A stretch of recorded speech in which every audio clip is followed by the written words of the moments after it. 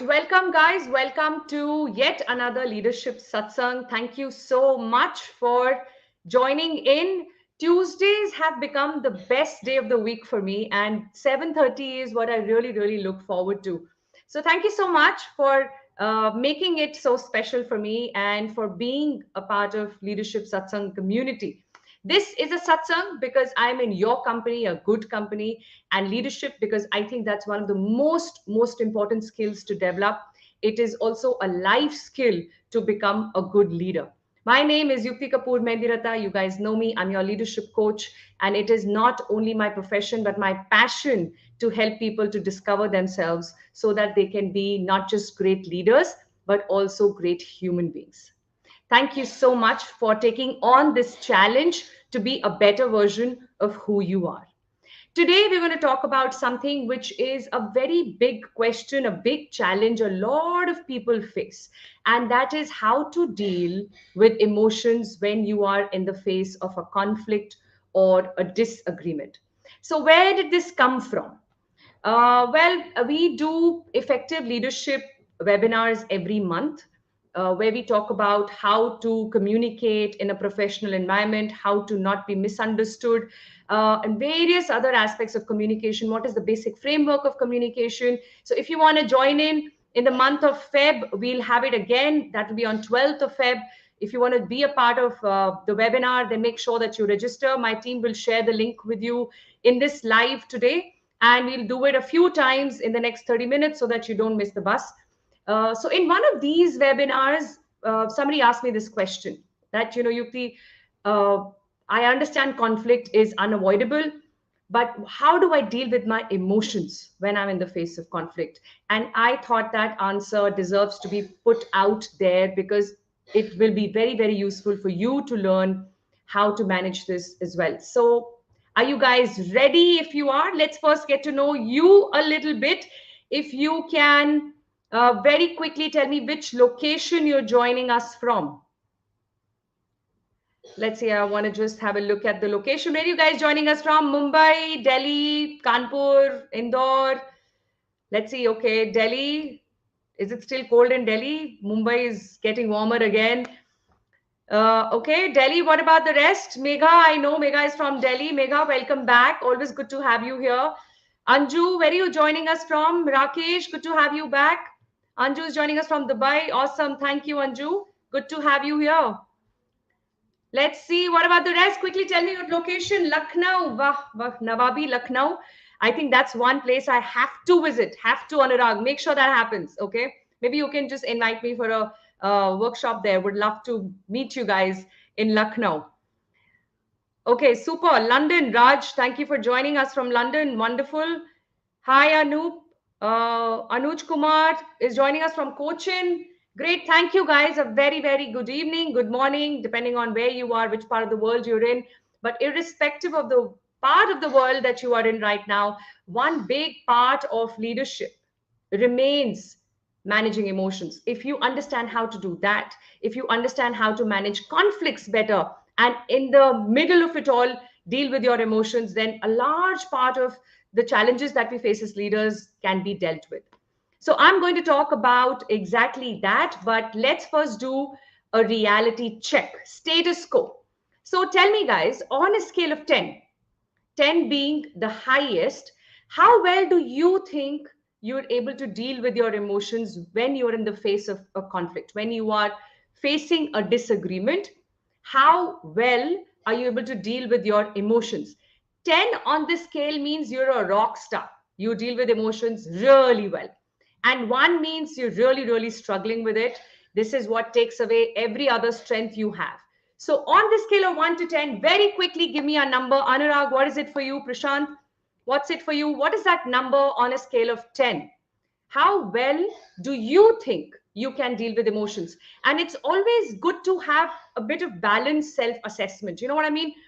You might think you're better than others, but it's your scale, which means your 10 is your benchmark. And the benchmark should always be high, right? So for that reason, let's see how well you score. Anju, you feel you're an 8 on 10. Anurag is a 6. Bharat is a 5. Jazer is a 4. Wonderful. So we know our number, we know our status quo.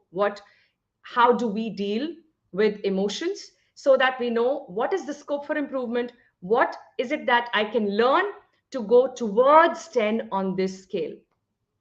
Okay, Prashant, welcome. Thank you for joining in. It's never too late. Just jump in. And I'm sure you're jumping in with a notebook handy because I'm going to open up a mind map in a while and I'm going to tell you exactly how to deal with emotions.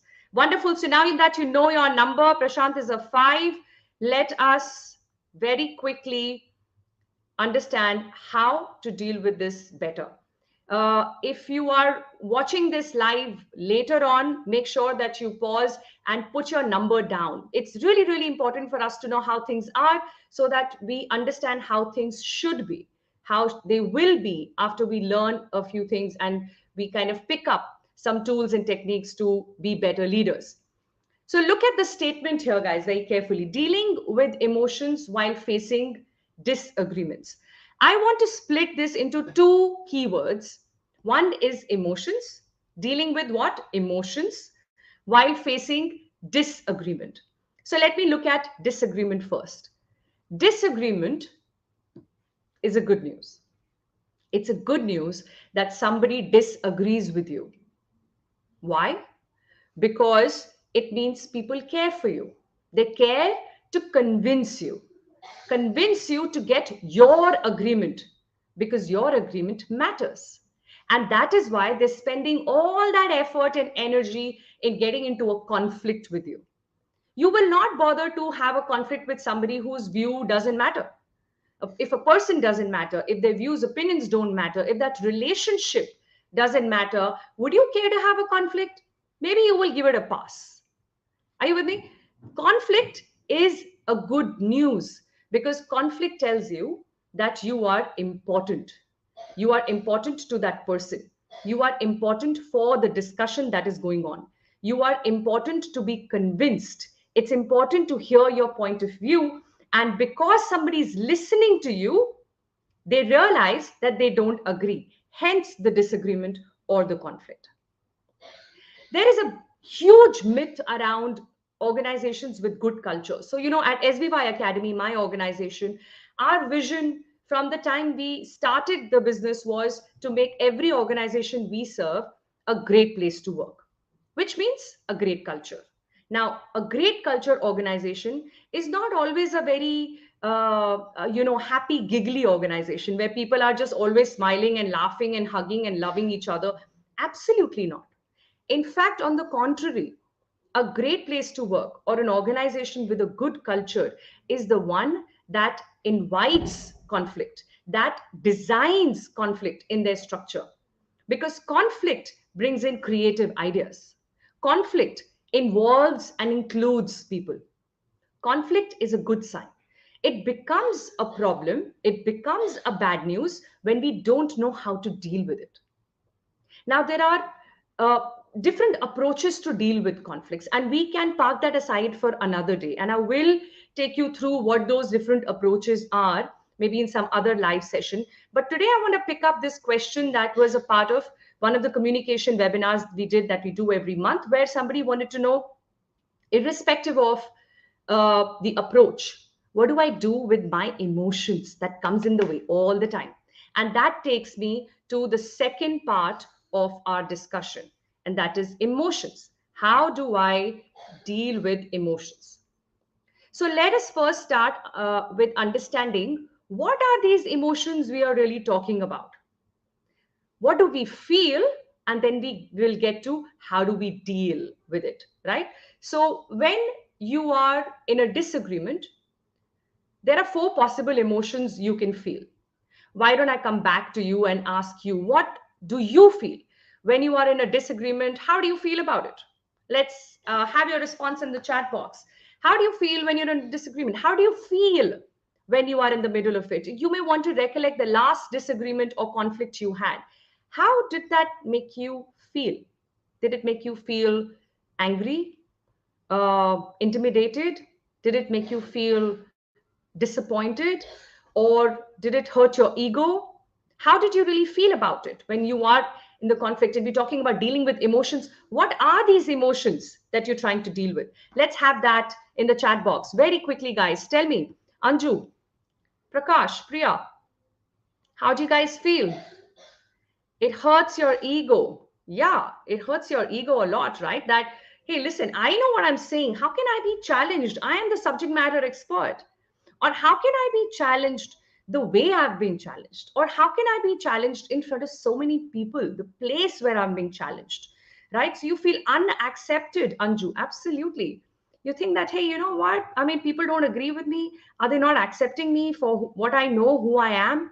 How else do you feel? What is the other emotion that you experience? Megha, let's hear it from you guys. Prashant, Josair, Anurag, let's bring it on. Tell me, how do you feel? Anuj Kumar, would love to know from you guys. How do you feel when you are in a conflict? No sweat, Hiren. Welcome, welcome. Better late than never. So I'm glad you're here. Very quickly, we're talking about how to deal with emotions when we are facing a disagreement. And my question to you is, what is that emotion you are trying to deal with? What is that emotion you feel? You feel very bad. I see that in the chat box. You feel very bad. So let us look at 4 primary emotions, and you will realize that you actually feel one or a combination of these in almost every disagreement or conflict. And these emotions are glad. Sometimes you could be glad that there is a disagreement, and this is an opportunity for you to show more knowledge and depth that you have on the subject. When somebody says, hey, you know what, I don't agree, you say, all right, great, why don't I share some more facts with you? Why don't I share another anecdote or a case study to tell you how this works? So you could look at it as an opportunity to share more. Hence, sometimes disagreements could make you feel glad, happy. It could make you feel sad, as Anju said, that am I not accepted? Am I not looked up to for my knowledge? And that can make you feel a little sad or disappointed. It can also make you feel mad if all the time you feel that there is some or the other disagreement. No matter what I say, there has to be somebody in the room who will challenge my authority, and that could make you feel mad, angry. It can also make you feel scared if you think there are certain consequences to this. What if I'm not able to address this challenge well or this conflict well? What will people think of me? What will be the impression I might have on some of the senior people in the room? And hence you feel that sense of fear, right? And sometimes if you notice, your ears might turn red, right? Your body temperature rises and you might start feeling warmer. You might start sweating a little bit, but not because you don't know what your subject is, but because you just challenged and maybe it caught you unprepared. Maybe it is because people around are really, really important and your impression matters. And so it could make you feel scared as well. Now, irrespective of how you feel, what you feel, it's really important as leaders to learn how to deal with emotions, including happy emotions. Why? Because even happiness sometimes makes us lose our earthing, our grounding, right? And we get carried away. And that is again a place where we lose our ability to demonstrate our leadership abilities, right? Our leadership skills. As a leader, we need to train ourselves to stay calm when things are going wrong and also when things are perfectly well. It's going great, and yet you have the ability to stay calm. That is the skill that a leader needs to learn and master, especially in case of conflicts. While we understand conflict is a good news, it doesn't always feel good. So here are 3 ways that I want to share with you today. And these are actually facts that you must understand. Okay, the first fact is this. We have to remember and remind ourselves that making progress is always, always more important than being right. And it's not so easy. Easier said than done, right? We all survive on this ability to prove ourselves right. Time and again, time and again. Look at any fight you get involved with, any conflict that you face. What is the whole conflict about? One person says something and believes he's right. The other one comes with another perspective and believes she's right. And here they are locking horns with each other. Who is more right? Who is right and who is wrong? It always just boils down to that. Who is right? And that's when, as a leader, we take another position, maybe a higher position to say, hey, you know what? Hang on. Are we making progress with this conversation? Because if you're not, then there is no merit in it. Let's not waste each other's time. Let's focus on making progress. Let us see if we need to create a win win situation. Can we live with a compromise here as an approach and not collaboration? Can we spend some more effort and really collaborate and maybe not really settle with a compromise? Can we just let the other person decide and go ahead with that? Because even that's not such a bad idea. And even if we go ahead with that idea, we will make some progress. A leader is the one who's aware of when he or she gets driven by ego. I do not believe that there can be a point in our life when we can claim to not have ego at all. In fact, those who claim so are really high on their ego, because it is an egoistic statement to say, oh, you know what? I have no ego. I'm not an egoistic person at all. That in itself is soaked in ego, isn't it? So maybe we will deal with this ego for as long as we live as humans, but we don't need to let it take over everything else that we're responsible to do. And as a leader, we're responsible for progress because we're responsible for the results. So that's the first fact about disagreements. Disagreement is about coming to a point from where we need to make progress. So remember that making progress is more important than being right. Always come back to what are you trying to do? Are you trying to argue to prove yourself right? Or is your argument going to help us make progress? Is there any other way to make progress? If it's not my point of view, can it be the other person's point of view? Can we come somewhere in between and create a compromise? Guys, compromise is not a negative word. It is a very scientific, proven, sensible, rational approach towards managing conflict. Compromise is when we create a half win-win, which means I don't have to go all the way with what you're saying. You don't have to do that either. We meet midway, but we achieve what is important to achieve. And we let go of a few things that are not so important, not such a priority. Compromise saves a lot of time and other resources. When we talk of collaboration, we have to be very, very mindful of the fact that collaboration is a long process. It takes time, it takes a lot more effort to collaborate. It's not so easy, right? So if you are keen on collaborating, you need to be very, very clear about how important that issue is. If that issue is really critical, it's going to have a long-term consequence, then makes sense to invest time and effort today and arrive at collaboration.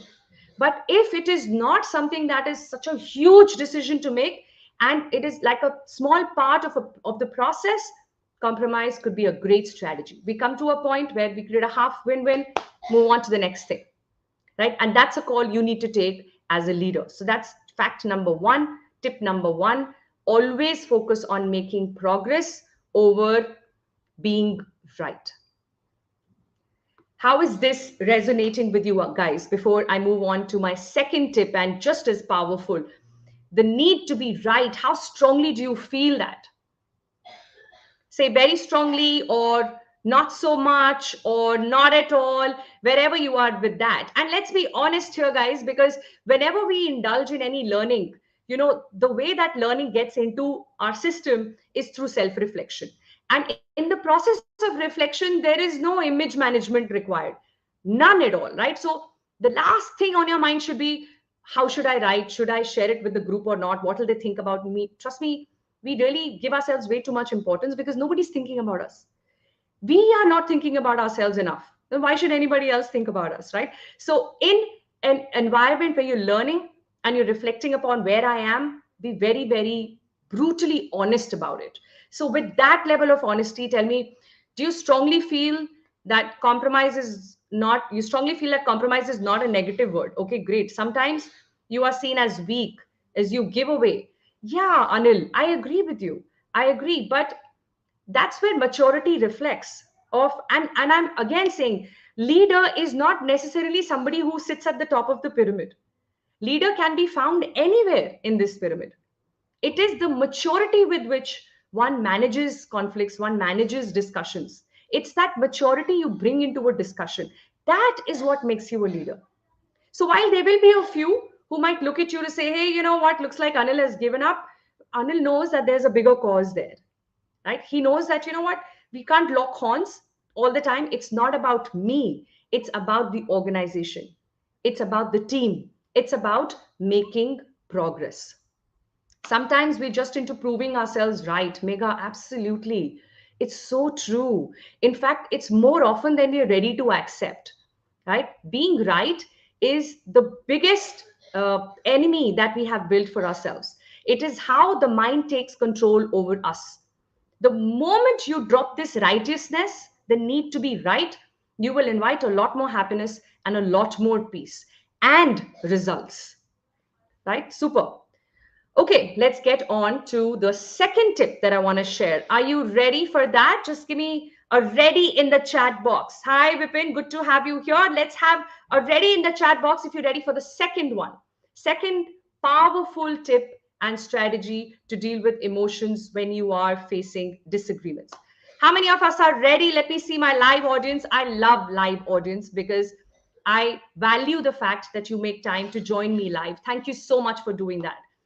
Okay, Rajneesh, you say mental maturity with which you handle things is absolutely critical, Rajneesh, absolutely. And that's exactly what we're adding to through our discussion today. Ready, Freddy, Bharat, I love the way you say it. Selective compromise should be stand one in good stead. Okay, Premraj, I'm trying to understand the point. You could elaborate if possible. All right, looks like everybody's ready. Let's get on to the second powerful way to deal with our emotions in the face of conflict. And that is to very consciously remember the bigger picture. I always say this, and I will continue to because it is just so important. It is just so important to look at the bigger picture. You know, even as parents, when we are fighting with each other, the intention is the same. The intention is for your child to get the best possible, isn't it? The approach could be different. The thought process could be different. Sometimes even the mindset is different, but the intention is more or less the same. Even as two leaders who are functional heads, right, or part of a team, when they get into a conflict, the intention is always right. It is the approach that makes all the difference.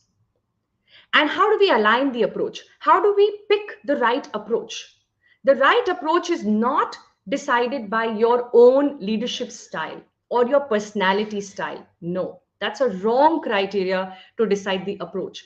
The approach to deal with conflict is a function of the situation that you are in and how big and important that situation is in the larger scheme of things for the bigger picture.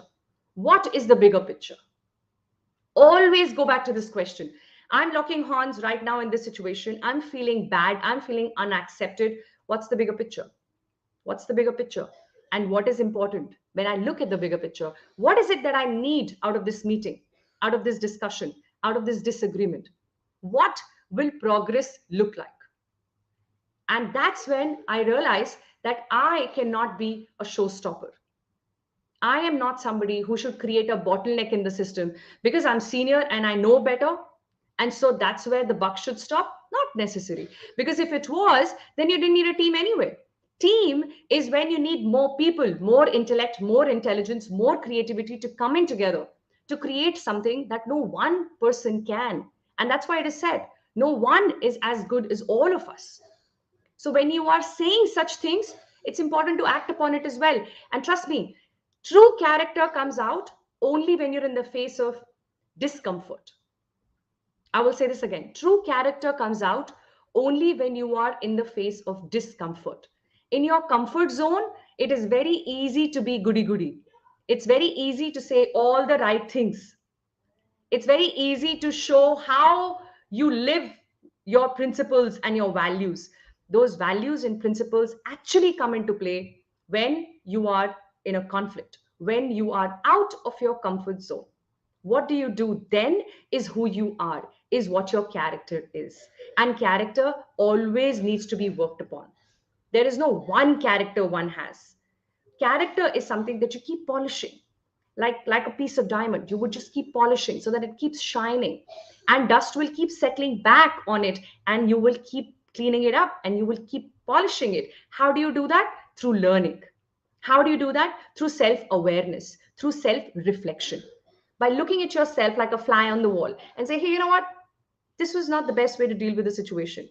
Remember, you learned that. How about implementing something like that the next time you are in such a situation?